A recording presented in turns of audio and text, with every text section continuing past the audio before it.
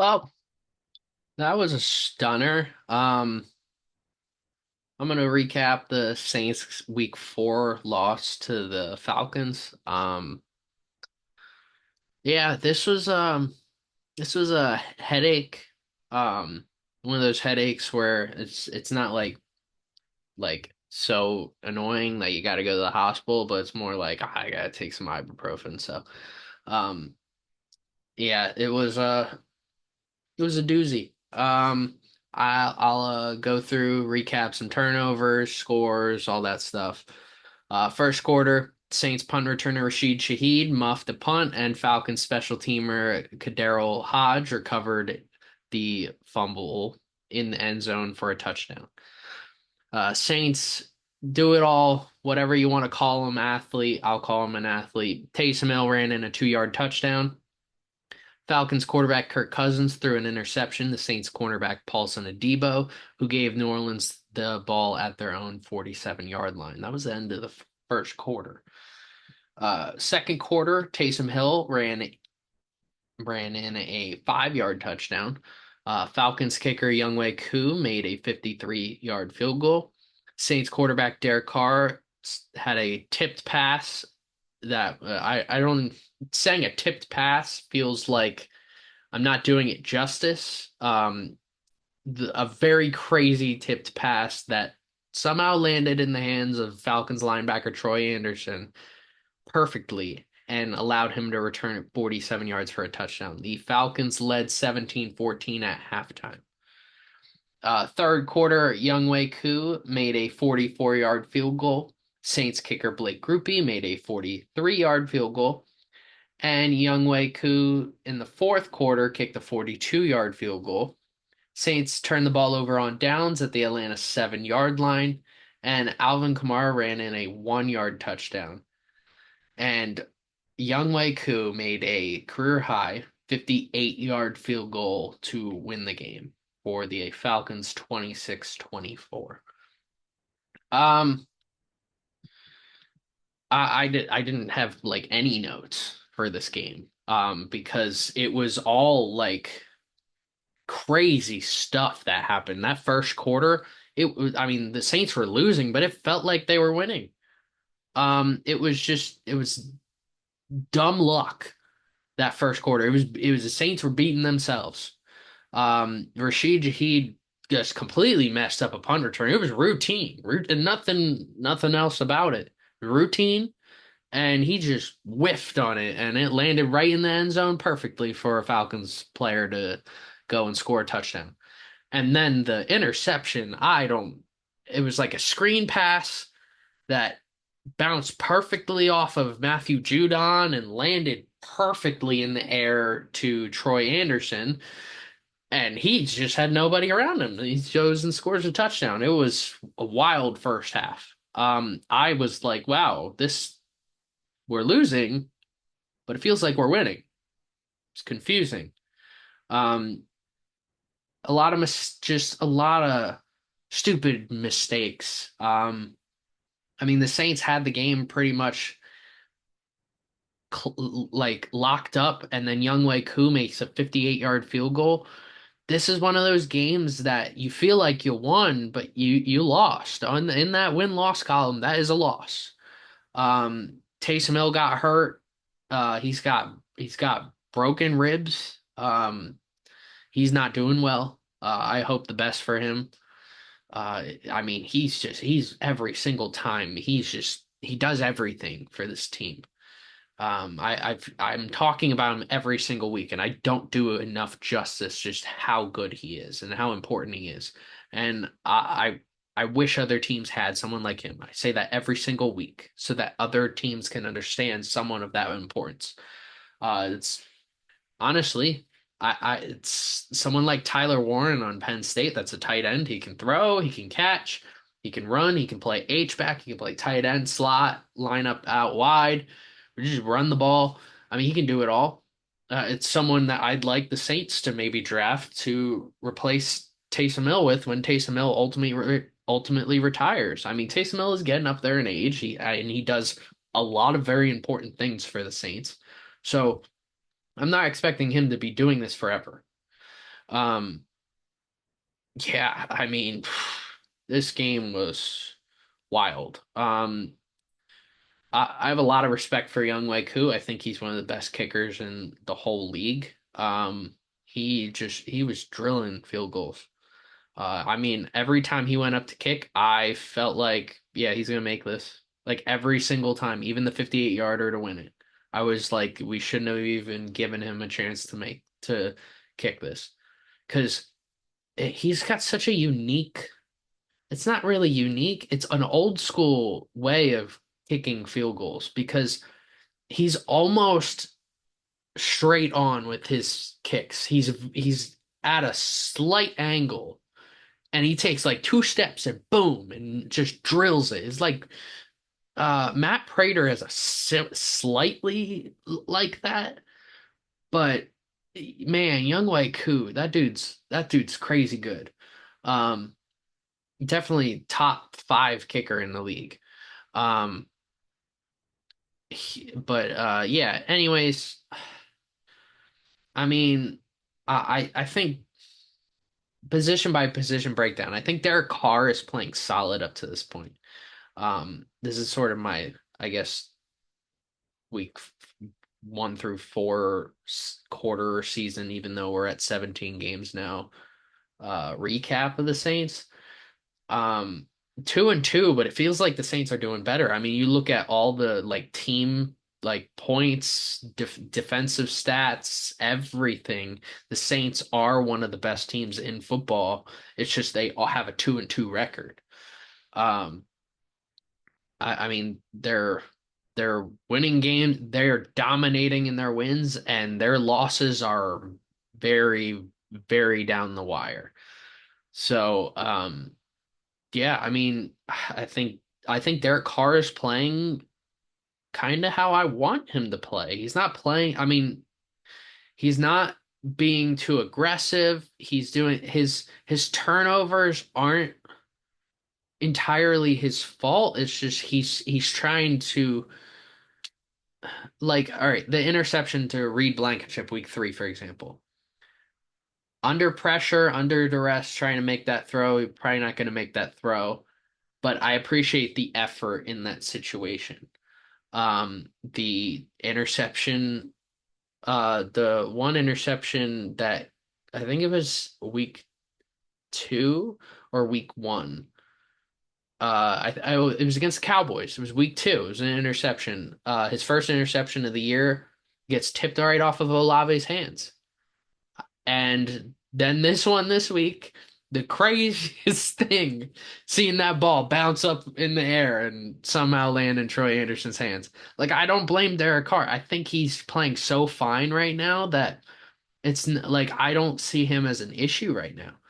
Kamara is one of the best players in football right now.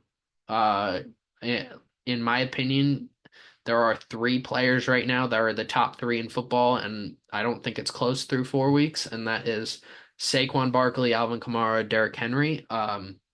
However, whichever order you want to put it, in my opinion, I think Alvin Kamara is the best player in football. He's leading everybody in scrimmage yards and total touchdowns. Um, he's playing consistent ball. He's getting the ball a lot, and he's doing well with his touches. He's doing great receiving and rushing. I mean, he's having a great year, and I think this West Coast offense is really doing him a lot a lot. Um, not seeing a lot of Jamal Williams so far. We saw him the first 2 weeks a little bit. Um, Not all that much there. Taysom Hill, I mean, he's been hurt 2 weeks, but when he is playing, he's having a career year so far. Um, Chris Olave is playing great. Rashid Shaheed, the first 2 weeks were fantastic. Second week, I mean, third week, you're playing against. I don't know why anyone would play like the over on Rashid Shaheed's like stats or anything, because Vic Fangio's defense is designed to stop those receivers running streaks and going deep down the field. It's designed to stop guys like Rashid Shaheed. So I fully expected him to be shut down against the Eagles. I was thinking about everybody else. Um, and you're playing against Atlanta, another team who is the best safety duo in the whole league. I mean, you got two all-pro safeties back there with Justin Simmons and Jesse Bates. So I fully expected Rashid Shaheed to not have a great game.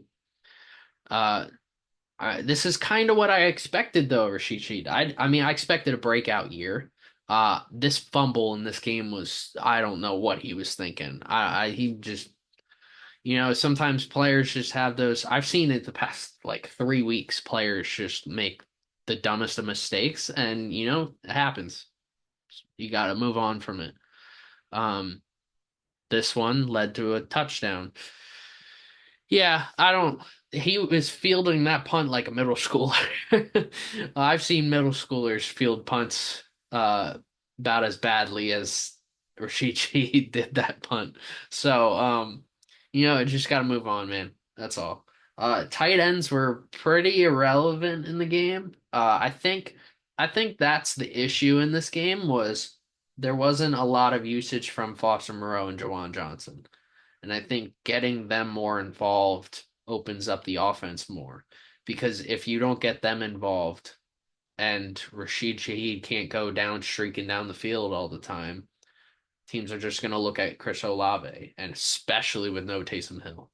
So, yeah, last couple weeks, Saints been trying to look for that wide receiver three, whether that's Cedric Wilson, Mason Tipton.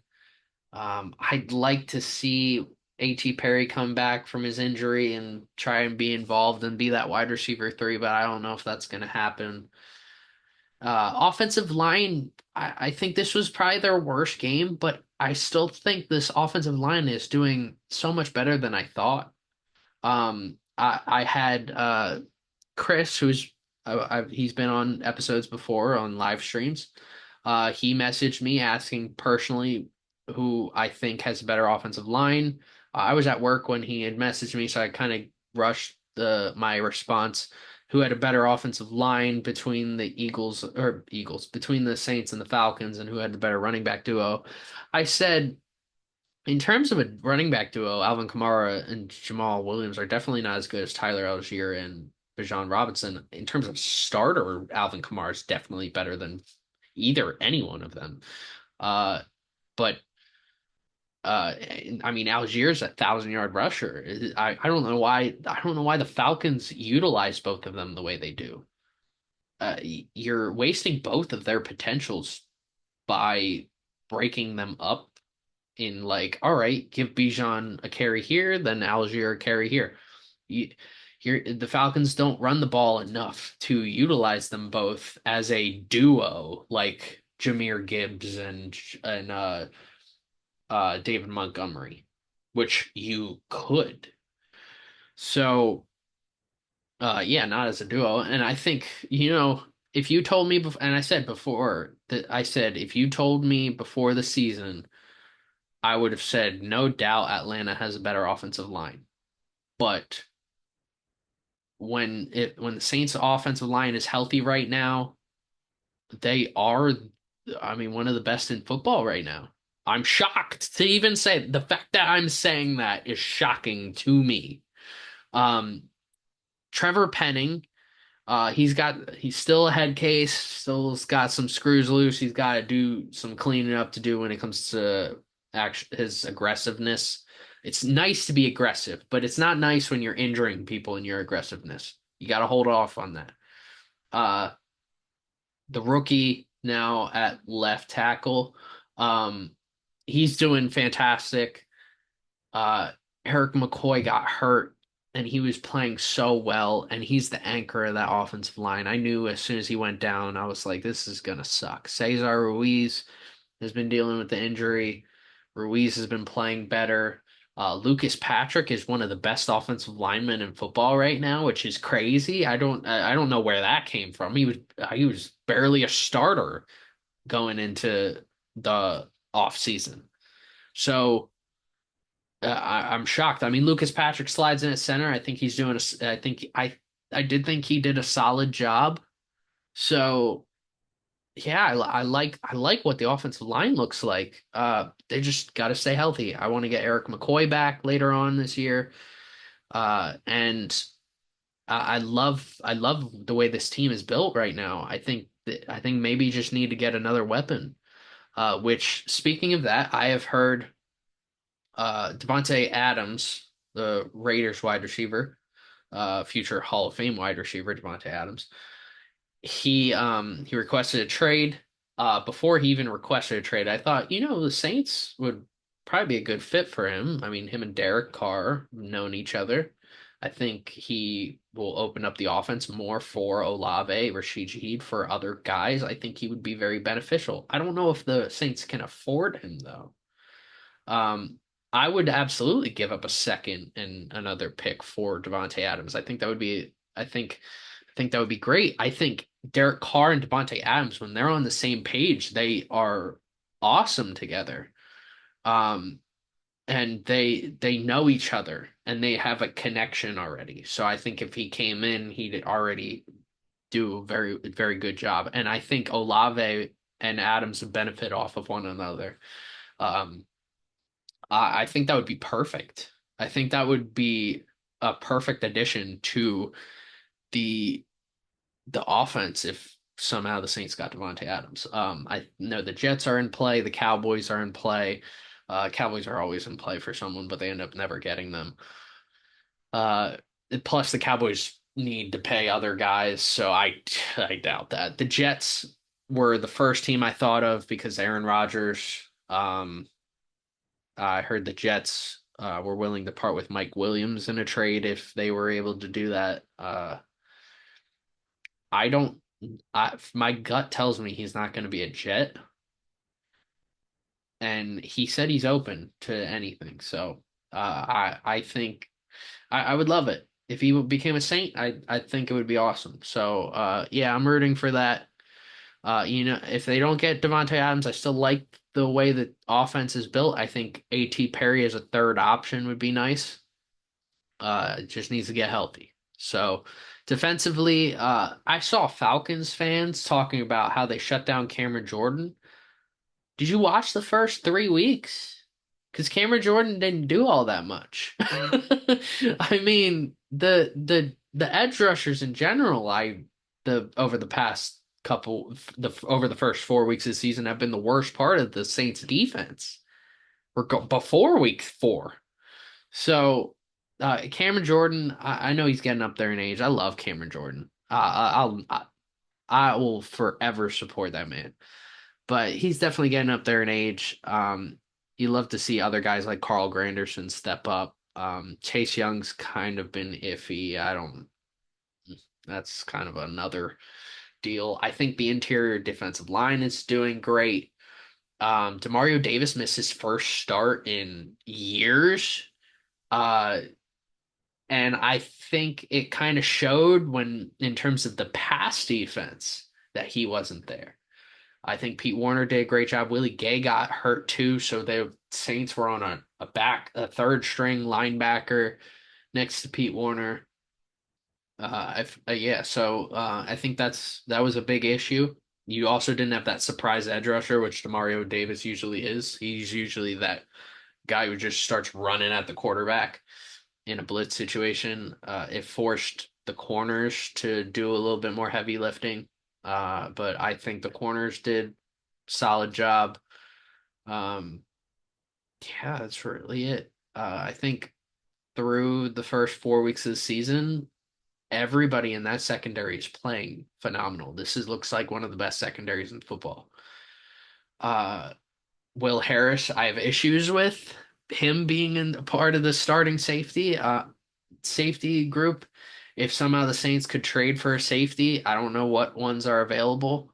I would love that. I think I would much prefer trading for like an all pro safety than an all pro wide receiver. Just to, I don't know, pair up and like repair the defense a little. Maybe a physical safety. Even if you're trading like a fifth round pick, sixth round pick for some physical safety, I'd much prefer that to put next to Tyrann Mathieu. Tyrann Mathieu looks like the best defensive player in football right now.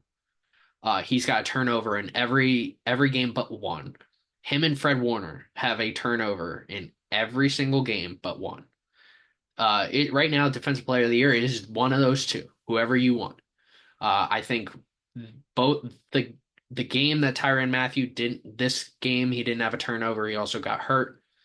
Fred Warner's one game that he didn't have a turnover. He also didn't play well. So yeah, both are the Defensive Player of the Year front runners right now. Um, through first 4 weeks, yeah, it's one of those two. I think Alontae Taylor is he's got 3 sacks already. He's aiming for that defensive back record for most sacks. Lattimore, I'm shocked he's even still a part of the team, and I'm so happy that he's a part of this team. Paulson Adebo's are thriving because Lattimore is there and Alontae Taylor's being successful, and we don't even need to see Kool-Aid. I would, in a perfect world, Kool-Aid goes and fills in that Will Harris's role. I love this defense. This is one of my favorite defenses to watch in a very probably since the 2018 team. Um, yeah, it's been a while. I love it. Blake Grupe's having a great year, fantastic year. I'm so happy for him that he's doing well, especially competing for the role going into camp. Um, yeah, I mean Clint Kubiak, in a perfect world, if everybody was happy, I'd love if Dennis Allen went to defensive coordinator, got demoted, and Clint Kubiak became the head coach. Uh, Dennis Allen, he's that discipline that I was talking about all last season and going into this season. Outside of Trevor Penning, I mean, it's working.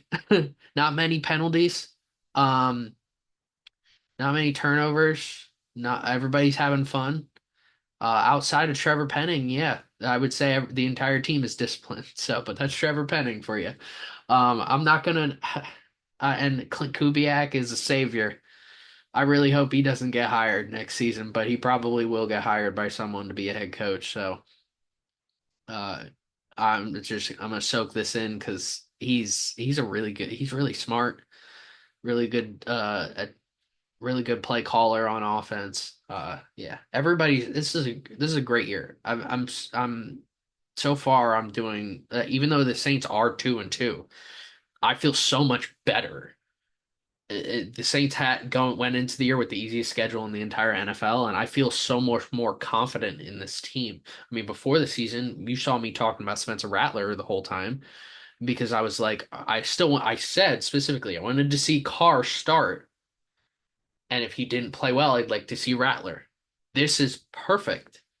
I'm so happy, and everybody was in the preseason was saying Rattler should be the starter. No, Derek Carr deserves to be the starter. He has worked his butt off in the NFL, and he deserves to start this year, not a rookie. So I'm glad Rattler gets to learn behind Carr. So yeah, I mean, not a great game. I think the Saints really beat themselves. Um, which I don't re I don't remember the last time I said that. It's been a while. It's been years since I said the Saints beat themselves. So, yeah, I guess I'm a little happier than I thought I would be uh after a loss. But I guess it's this the losses are close games and the wins are blowouts, and I'm okay with that. That's better than I thought. So, yeah, Saints play the Chiefs on Monday Night Football. We're in their color rush uniforms. I love the jerseys, love the pants, helmet. It's another story. Yeah, that's another story. Against the Chiefs, I'm gonna say it right now. I went into the year thinking this would be a loss, and I do think this is gonna be a loss. If the Saints somehow pulled away to win this, I think I think the reason the Saints would win is because their defense is designed to stop like a downfield thrower like Mahomes, and I'm curious to see this. I'm curious to see this game a lot because Rasheed Rice is done for the year. You got a new running back group kind of in there. Kareem Hunt's in the mold now. Carson Steele fumbled. I don't expect him to see much. many more carries. I if they don't, they're probably not going to run well against the Saints. But they'll probably have to. And if they're passing, they're not going to be able to throw it deep. They're gonna have to throw over the middle in between the linebackers and the corners. You're probably gonna have to attack Alontae Taylor. Xavier Worthy might have a good game. I think Will Harris is going to be the X factor in terms of whether the Saints dominate or not. Um, I think the Saints offense can handle the Chiefs defense. I think the one issue is Chris Jones against an injured offensive line for the Saints. No Taysom Hill, so you're not going to see a lot of you're going to see a more generic offensive play calling from the Saints. Yeah, you might see a lot of running, which I'm happy. Against the Chiefs defense, I think you need to run the ball very well. Um, so yeah, that's kind of what I want to see. Travis Kelce, Demario Davis against Travis Kelce, that is going to be a heck of a game. Um, if Demario Davis is fully healthy, then that would be great. Um, I think Xavier Worthy is the X factor, whether the Chiefs can light up the Saints. Will Harris is the X factor for whether the Saints can shut down the Chiefs. Mostly because Will Harris is the worst starter on the defense. So, yeah, I mean, I kind of am expecting a loss. I'm not going to sit here every single week and say the Saints are going to win every single one of their games. I'm not going to say that. I went into the year thinking this was gonna be a loss, and I do think this is gonna be a loss. But I am looking forward past this game. So, and the way this team is built right now, I like where everything's headed. Even if they go into week 6, 2-3, I'm okay with that. So, I have high hopes right now. I like with the way this team is going. I like the scheme. I like the coaching. I like the players. I like everybody involved. Um, yeah, I mean, this is a great year to be a Saints fan right now. I mean, when you got the Bucks and Falcons going nuts right now, it kind of sucks. But hey, the NFC South is back, baby. So, uh, I will see you after the Chiefs and Saints game. So, go Saints.